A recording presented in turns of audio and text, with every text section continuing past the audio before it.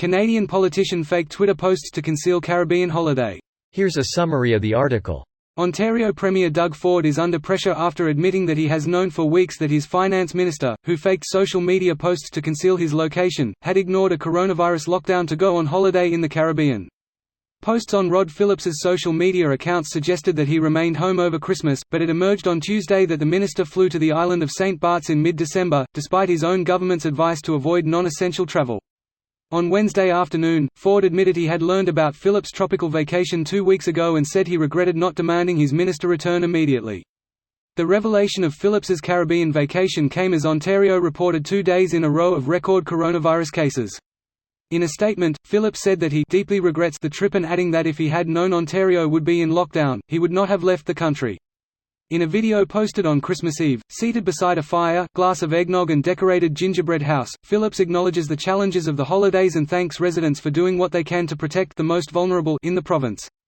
Under Canadian law, Phillips will be required to quarantine for 14 days upon his return to Ontario.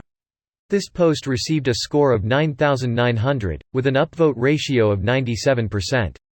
Here are the top comments in response to this article. It's funny to see a story like this climb up the Reddit ladder from the local subreddit to the provincial subreddit to the national subreddit to the global subreddit. I was just thinking the same thing lol. COVID rules only apply to a certain tax bracket. He just resigned, but you are completely correct in that he thought he was above the rules. Probably still does, is he'll just switch to a private sector job so he can leverage the contacts he gained while in government.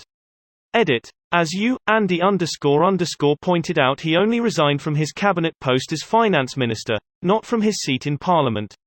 Not that I didn't read the article and just assumed things from the headline or anything, cause who would do that? Only from his cabinet post.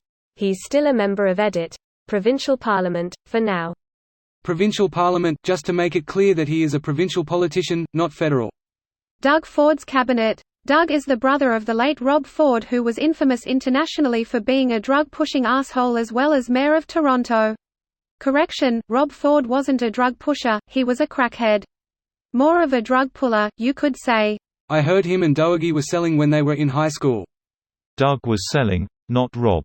My dad used to buy from Doug and the oldest of the Ford brothers, I forget his name. Apparently they had the good shit. Greater than, I forget his name. Randy.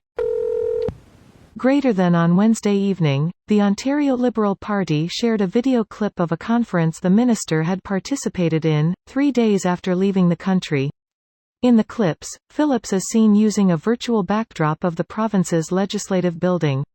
Are those waves we hear behind your Queen's Park Zoom background? The party tweeted.